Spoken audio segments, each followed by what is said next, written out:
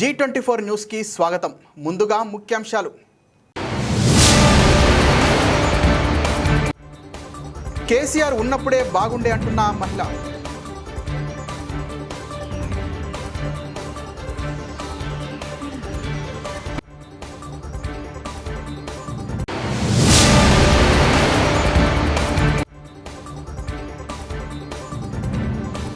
కేసీఆర్ ఉన్నప్పుడు అన్ని పథకాలు సమయానికి వచ్చేవంటున్న మహిళలు.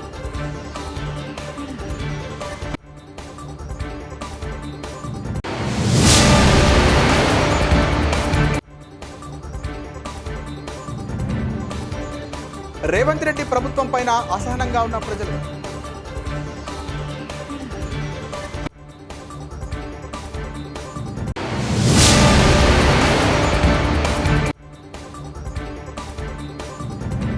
బీజేపీ మంత్రిని సస్పెండ్ చేయాలి. మాజీ ఎంపీ వి హనుమంతరావు.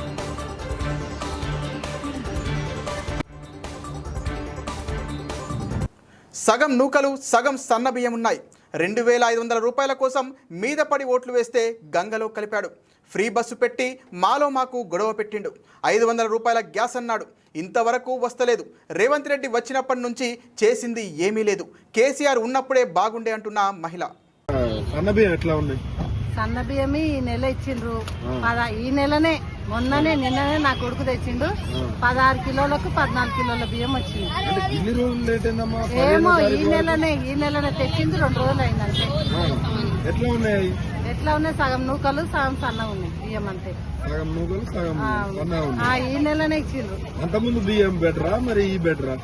ఏమన్నా ఒకటే గాని ఈ నెల ఇచ్చినామన్న పేరే గాని మళ్ళా 2 కిలోలు తక్కువనే కదా దాంట్లో. మళ్ళా 2 కిలోలు ఎట్లా ఉందమ్మా రేవంత్ రెడ్డి పరిపాలన ఎట్లా ఉంది? మాకు ఎట్లా ఉన్నా ఏం చెప్పలేము, మేము చేయలేము. ఎందుకంటే ఇంకా చేసిన 2,500 మేము అప్పుడు అప్లికేషన్ మీద వాడి కొట్టుకొని అందరం పెడితే ఇంతవరకు ఏం లేదు. 18 ఏళ్ళు నిండిన మహిళలందరికీ 2,500 అది కూడా లేదు. తులం బంగారు అది పెళ్లి చేసినప్పుడు ఎప్పుడో వస్తే వాడు చేసుకుంటాడా? 1,00,000 రూపాయలు తులం బంగారు. అందరితోనే పైసలు ఉండాలన్నా. బీదోడు ఉంటాడు, ఏం చేయలేనోడు ఉంటాడు. ఎక్కడి నుంచి వస్తాయి? ఆయన ఎప్పుడో ఒక తులం పెట్టిన దానికి 1,00,000 రూపాయల బంగారు అయితే ఎట్లా కొని ఎట్లా బతుకుతాడు? ఫ్రీ బస్ అయితే అసలు చెప్పుకోవద్దు. అది ఘోరం ఆ పరిస్థితి. నువ్వు సగం టికెట్ పెట్టినా పర్వాలేదు కానీ ఫ్రీ టికెట్ పెట్టి మళ్ళీ మీద పడడము, ఆడు బస్ ఆపకుండా తిప్పుకొని వెళ్ళడము, ఇవన్నీ తలకాయ నొప్పి అయిపోయినాయి. ఆ 200 పెట్టి ప్రశాంతంగా పోతాం కానీ ఇదైతే ఘోరంగా. అంటే ఆయన ఏమంటాడు అంటే ఒక్కొక్క మహిళకు 6,000 మిగులుతాయి, కోటీశ్వరాలు అవుతారు. ఏం మిగలవు. ఎన్నడో ఒక నెల సంవత్సరానికి 5 నెలలకు 3 నెలలకు మేము ఊరిపోతాము. అక్కడిక్కడ తిరగనికి పోతాం. మేము కష్టం చేసుకున్న వాళ్ళం రోజు పోతామా? పోము కదా. మళ్ళా వేరే అది ఫ్రీ బస్ వచ్చినప్పుడే ఎక్కాలి, లేకుంటే ఆ టైం అయిపోతుంది. పనుకోతో టైం అయిపోయినట్టే. ఇంకా గ్యాస్ ఇంతవరకు లేనే లేదు. 500 లేదు ఇంతవరకు. స్కూటీలు పిల్లలకు ఏది లేదు ఇంతవరకు. 2,500 లేవు, 500 లేవు, 500 గ్యాస్ లేదు. రేవంత్ రెడ్డి వచ్చిన కానీ మీకు ఏం చేసిందంటే ఏం చెప్తారమ్మా? మేము ఏం చేయలేదని ఏమన్నా చేస్తే అది చేసిందని చెప్పండి. కేసీఆర్ ఉన్నప్పుడు ఎట్లుండే? రేవంత్ రెడ్డి వచ్చిన కేసీఆర్ ఉన్నప్పుడు ఎవరు మేము బాధపడలేదు. ఈయన వచ్చినాక ఎందుకు బాధపడుతున్నారు? బాధపడతా అంటే ఇవన్నీ చేస్తా అని చెప్పి ఏం చేయలేదు. పింఛన్లు కూడా డబల్ చేస్తా అన్నాడు. ఏం రాలేదు పింఛన్లు రాలేదు. పింఛన్లకు ఊకే తిరుగుతాం. 1 నెల 2 నెలలకు వేస్తున్నారు. అట్లా ఇబ్బంది పెడుతున్నారు వాళ్ళని కూడా.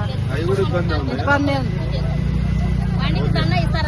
రేవంత్ రెడ్డి కాంగ్రెస్ ప్రభుత్వం వస్తే 6,000 పెన్షన్ ఇస్తా అన్నాడు. కానీ కేసీఆర్ ఇచ్చిన 4,000 పెన్షనే ఇస్తుండు. తులం బంగారం ఇస్తా అన్నాడు. ఇప్పటి వరకు పత్తా లేదు. కేసీఆర్ ఉన్నప్పుడు అన్ని పథకాలు సమయానికి వచ్చేవి అంటున్న మహిళలు. మంచిగా వస్తలేవు. బియ్యం ఇస్తున్నారు కానీ మంచిగా వస్తలేవు. అన్ని నూకలన్నా పురుగులు మంచిగా లేవు. 6,000 పింఛన్ అన్నారు, 4,000 ఇస్తున్నారు. మా ఆయన హ్యాండిక్యాప్, ఏం పని కోడు. నేను పూలు అమ్ముకునే బతకాలి అంతే. ఏం లేదు.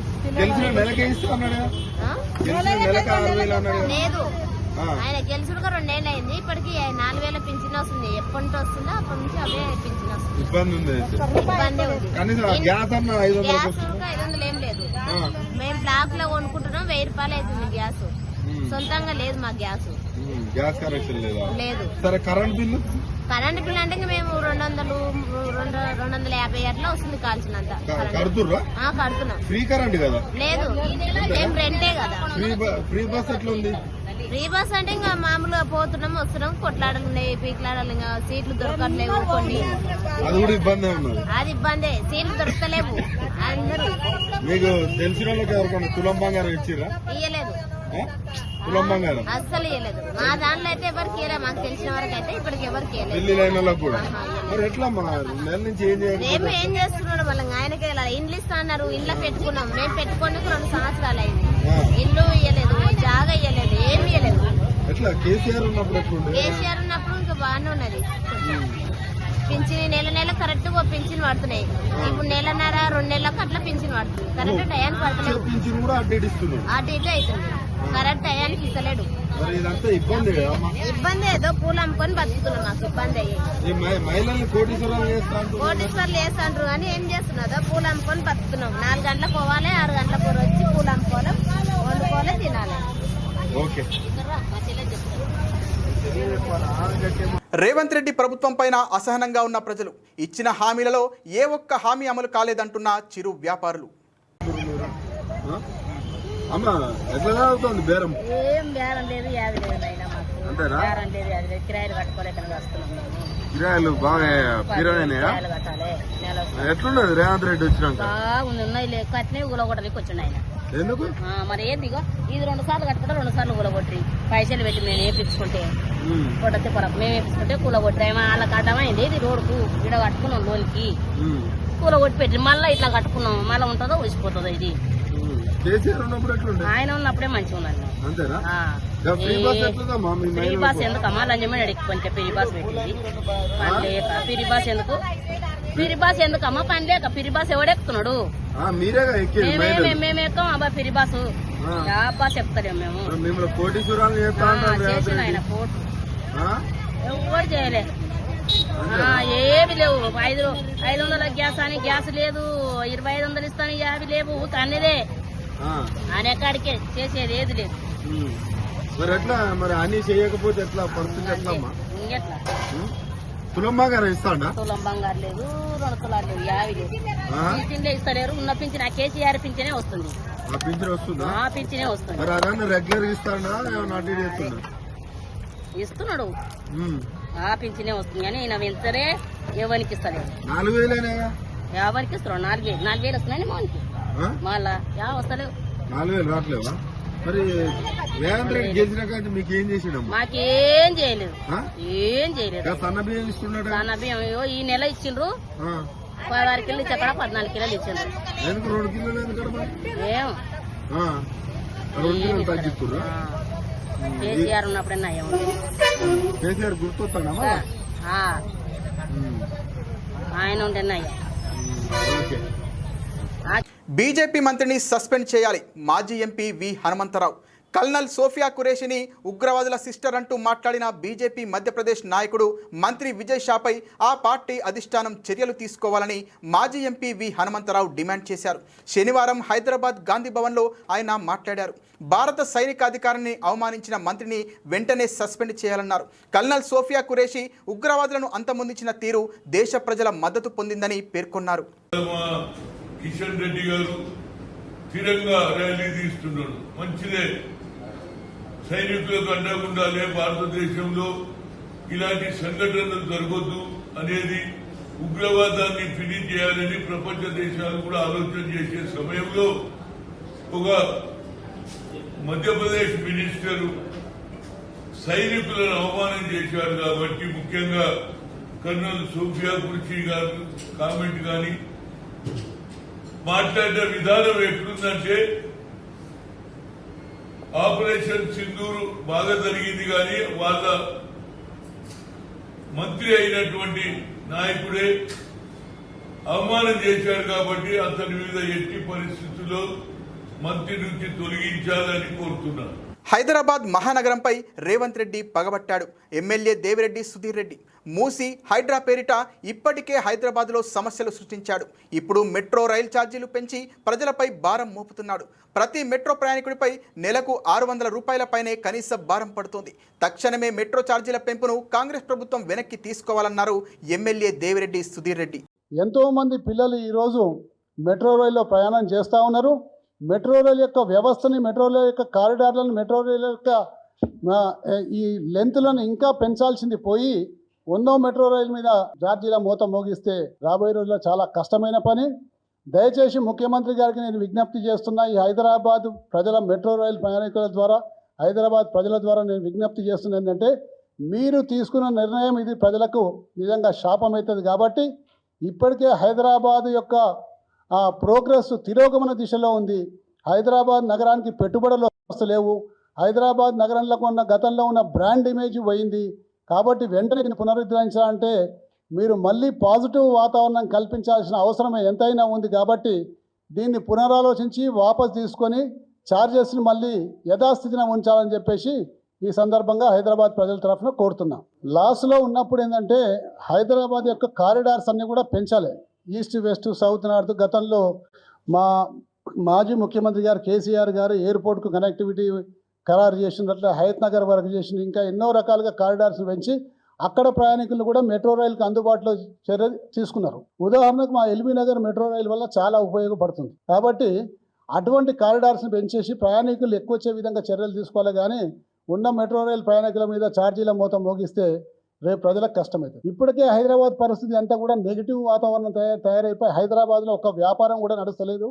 ఏ రంగం కూడా హైదరాబాద్లో పురోగతి సాధిస్తలేదు. కాబట్టి ఇప్పుడున్న పరిస్థితుల్లో మెట్రో రైలు యొక్క పెంపుని పునరాలోచించి వెనక్కి తీసుకోవాలని కోరుతున్నాం. రియల్ ఎస్టేట్ వ్యాపారానికి ఫస్ట్ థింగ్ ప్రభుత్వాలు చేయాల్సిన పని అంటే ఒక సానుకూల వాతావరణం క్రియేట్ చేయాలి. దురదృష్టవశాత్తు ఇక్కడ సానుకూల వాతావరణం క్రియేట్ చేయకుండా ఒక ప్రతికూల వాతావరణం క్రియేట్ చేసే వరకే కొనుగోలుదారులంతా కూడా భయభ్రాంతులపై కొనాలనుకునే వాళ్ళు కొనుక్కుంటలేరు. కొన్న వాళ్ళందరూ కూడా మాకు క్లియరెన్స్ తీసుకొస్తే తీసుకుంటామని చెప్పడం వల్ల రియల్ ఎస్టేట్ వ్యాపారం అంతా కూడా పడిపోయింది. రియల్ ఎస్టేట్ వ్యాపారం ఒక వ్యాపారం ఎటువంటి వ్యాపారం అంటే ఒక ప్లంబరు, ఒక మన ఎలక్ట్రీషియను, ఒక మేస్త్రి, ఒక సెంటరింగ్ కొట్టైనా, సిమెంట్ అమ్మటైనా, స్టీల్ అమ్మటైనా, కంకర అమ్మటైనా ఇన్ని రకాల వ్యాపారాలు దాంట్లో ఇమిడి ఉంటాయి. కాబట్టి ఈ రంగం కుదిరైతే ఇంత మంది మీద ప్రభావం పడుతుంది. తద్వారా రిజిస్ట్రేషన్ల ఆదాయం తగ్గుతుంది. తద్వారా రాష్ట్రం యొక్క తిరోగమనంలోకి పోతుంది. ఇప్పుడు మీరు అందరూ కూడా చూస్తే రిజిస్ట్రేషన్లు ఎంత తగ్గిపోయిన సంగతి గత ఒక సంవత్సర కాలంగా తీసుకుంటే ప్రతి నెల 200 కోట్ల నుంచి దాదాపు 2000 కోట్ల దాకా ఇప్పటివరకు ఒక సంవత్సరంలో డెఫిషియట్ కనిపిస్తుంది. మరి అదే కేసీఆర్ గారు ఉన్నప్పుడు హైదరాబాద్ రియల్ ఎస్టేట్ రంగం చాలా బ్రహ్మాండంగా నడిచింది. ఈరోజు గ్రామాలలో కూడా భూముల ధరలు దాదాపు 40% పడిపోయి వాళ్ళకు అవసరం ఉన్న వాళ్ళు బిడ్డ పెళ్లిళ్ళు పెట్టుకునే వాళ్ళు, లేకపోతే పిల్లల చదువు కోసం అడ్డీకి పావుసేరి అమ్ముకునే పరిస్థితి ఏర్పడింది. ఇదంతా కూడా ప్రభుత్వం తీసుకున్న చర్యల మీద ఆధారపడి ఉంటుంది. ప్రభుత్వం అటువంటి చర్యలు తీసుకుంది కాబట్టి ఇలా ఈ రంగం మొత్తం కుదేలైపోయిందని చెప్పేసి దీన్ని ఇప్పటికైనా ముఖ్యమంత్రి గారు ఆలోచించి హైడ్రా ఉద్దేశం మంచిదైనా దాంట్లో ఆచరణలో విఫలమవుతుంది. కాబట్టి ప్రజలను భయభ్రాంతులు చేయకుండా ప్రజల్లో ఒక విశ్వాసం కల్పించాలని చెప్పి కోరుతున్నా. కేంద్రానికి కాంగ్రెస్ పంపిన జాబితాలో తన పేరు లేకపోవడంపై శశి థరూర్ స్పందించారు. పార్టీ తమ అభిప్రాయాన్ని తెలియజేసింది. ఇది ప్రభుత్వం పంపే బృందం కాబట్టి వారికి నచ్చిన వారిని వాళ్ళు ఎంపిక చేసుకున్నారు. ఈ విషయంలో కేంద్రం మా పార్టీ మధ్యలో ఏం జరిగిందో నాకు తెలియదు. మీరు వాళ్ళని అడగాలి. నా అనుభవం ఉపయోగపడుతుందని తీసుకున్నారని భావిస్తున్నా అని వ్యాఖ్యానించారు. శశి థరూర్ ఓ బృందానికి నాయకత్వం వహించనున్నారు. Congress has put out a list of 4 names, Mr. Jairam Ramesh, saying that these are the names that we suggested and your name was not there in that list. How do you see this? As I've said, the party is completely entitled to its opinion. Clearly, this being a government delegation, the government had its own opinion as to who they felt appropriate. And I'm very, I must say, unaware of any further contacts between the government and my party. And I think you should ask those concerned. As far as I'm concerned, I was asked, both in my capacity as a chairman of a parliamentary standing committee dealing with these issues, but also because very kindly the minister talked about my personal experience over the years in international affairs and the need for that experience and such knowledge as I may, such talents as I may possess, to be put to the service of the nation at this time. And I found that an absolutely essential, what can I say, answer to give, that certainly when the nation needs my services, I am available, and I'm available for my country. To my mind, this has nothing to do with party politics. It's all to do with what our country has been through in recent times, and the need for us to present a united front. As I recall, and I may be wrong because I was neither in India nor in Indian politics at that time, a similar set of delegations were sent by Prime Minister Manmohan Singh to various regions of the world after the 2008 terror attacks. So this is not unprecedented, and it is certainly something which, to my mind, is a good reflection of national unity at a time when unity is important. As you said, you see this as an honor. Mulugu జిల్లా పోలీసులు భారీగా మావోయిస్టులను arrest చేసి Maoist పార్టీకి గట్టి ఎదురుదెబ్బ కొట్టారు. ములుగు జిల్లాలో మావోయిస్టులకు భారీ ఎదురుదెబ్బ తగిలింది. మావోయిస్టులపై ఆపరేషన్ కగార్ ఎఫెక్ట్ చూపిస్తోంది. సుమారు 8 మంది మావోయిస్టు సభ్యులు లొంగిపోగా మరో 20 మంది అరెస్ట్ అయ్యారు. తెలంగాణ ఛత్తీస్గఢ్ సరిహద్దుల సమీపంలో గల వెంకటాపురం, వాజేడు, పేరూర్ పోలీస్ స్టేషన్ పరిధిలో గల కర్రెగుట్ట అటవీ ప్రాంతంలో భారీ ఆపరేషన్ నిర్వహించి మొత్తం 20 మంది మావోయిస్టులను అరెస్టు చేశారు. వారి దగ్గర నుంచి భారీగా ఆయుధాలను పోలీసులు స్వాధీనం చేసుకున్నారు. ఎస్పీ శబరీష్ ఎదుట వివిధ హోదాల్లో పనిచేస్తున్న మావోయిస్టు పార్టీ సభ్యులు ఈ రోజు లొంగిపోయారు. తెలంగాణ పోలీసుల ఎదుట లొంగిపోవడానికి నక్సలైట్లు సుముఖత చూపిస్తున్నారు. పోలీసులు నిర్వహిస్తున్న పోరు కన్నా ఊరు మిన్న, మన ఊరికి తిరిగి రండి అనే కార్యక్రమంతో సత్ఫలితాలు ఇస్తున్నాయి. అయితే లొంగిపోయిన మావోయిస్టుల మీద ఉన్న రివార్డులు 24 గంటల్లో వారి అకౌంట్లో జమ చేస్తున్నామని ఎస్పీ శబరీష్ తెలిపారు. లొంగిపోయిన మావోయిస్టులకి పునరావాసం కల్పించి అన్ని విధాలా ఆదుకుంటామని హామీ ఇచ్చారు. వారి ఆరోగ్య సమస్యల పట్ల ప్రత్యేక శ్రద్ధ తీసుకుంటున్నామని పేర్కొన్నారు. కర్రెగుట్ట ఫారెస్ట్ ఏరియా అనేది ములుగు జిల్లాలో వెంకటాపురం, పేరూరు, వాజేడు పిఎస్ లిమిట్స్లో కొంత భాగం ఉంటే మేజర్ పార్ట్ అనేది బీజాపూర్ జిల్లా ఊసూరు అండ్ ఎల్మిడి పిఎస్ లిమిట్స్లో ఉంది. ఈ కర్రెగుట్ట హిల్లాక్స్లో సిపిఎం మావోయిస్ట్ వాళ్ళు వారి పార్టీ కోసం గెరిలా బేస్గా మార్చుకోవాలని ఐఈడీస్ ప్లాన్ చేసినట్టు ఆదివాసులు కానీ ఎవరు కూడా కర్రెగుట్టల వైపు రావద్దు అని హెచ్చరికలు జారీ చేస్తూ ఏప్రిల్ 8 రోజు ఈ సంవత్సరం ఒక ప్రెస్ స్టేట్మెంట్ కూడా రిలీజ్ చేశారు. బీజాపూర్ జిల్లాలో జరుగుతున్న అనేక చట్ట వ్యతిరేక పనుల్లో పాల్గొంటున్నారు మావోయిస్టులు అని Chhattisgarh police and CRPF police large scale search operations కూడా రీసెంట్గా కూడా చేశారు. In view of this ongoing operations కర్రెగుట్టలో షెల్టర్ తీసుకుంటున్న మావోయిస్టులో పనిచేస్తున్న వేరియస్ క్యాడర్స్ చిన్న గ్రూప్గా డివైడ్ అయ్యి వేరియస్ లొకేషన్స్కి ఎస్కేప్ అవుతున్నట్టు మాకు కూడా సమాచారం అందింది. మావోయిస్టులు ఎవరు కూడా ములుగు జిల్లాలో రాకుండా చూసుకోవాలని Mulugu district police and all our officers, we have strengthened our intelligence system, surveillance system, and we have taken all the necessary measures to prevent them from entering into Murugu district. So దాంట్లో భాగంగానే నిన్న మధ్యాహ్నం 16th రోజు Venkatapuram పిఎస్లో Palem project దగ్గర vehicle checking చేస్తుండగా 6 CPM Maoist క్యాడర్ని పట్టుకోవడం జరిగింది. వారి డీటెయిల్స్కి వెళ్తే కుంజం లక్క బెటాలియన్లో పనిచేస్తాడు. ఈయన deputy commander ACM rank. Marigala Sumathi Kalimela LOS commander ACM rank. Madakam Kosi 10th platoon party member. Kodiyam Jogi south Bastar party member. Madavi Seema battalion 2nd company A section party member. Musaki Ranju Usur LOS party member. అదేవిధంగా ఈరోజు 17th రోజు మార్నింగ్ అవర్స్లో మురుమురు ఫారెస్ట్ ఏరియాలో వాజేడు పిఎస్ లిమిట్స్లో ఇంకా 7 సిపిఐ మావోయిస్ట్ క్యాడర్స్ని పట్టుకోవడం జరిగింది. వారి వివరాలకి వెళ్తే ఒకరు Kattam Bhima 2nd CRC 2nd platoon B section commander DBCM rank. Sodi Ungi Gangaluru area committee. Bulletin ముగించే ముందు ముఖ్యాంశాలు మరోసారి. కేసీఆర్ ఉన్నప్పుడే బాగుండే అంటున్న మహిళ.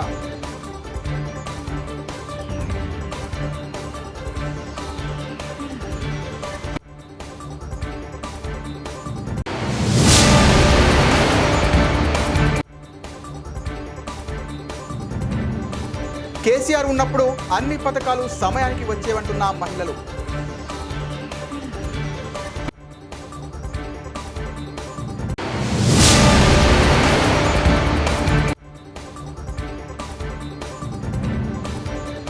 రేవంత్ రెడ్డి ప్రభుత్వం పైన అసహనంగా ఉన్న ప్రజలు.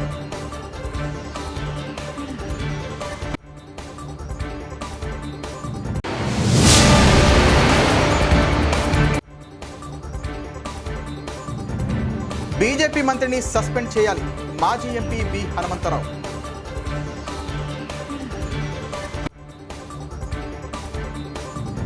ఇది ఇవాల్టి బులెటిన్. మరో బులెటిన్లో మళ్ళీ కలుసుకుందాం. అంతవరకు సెలవు. నమస్కారం.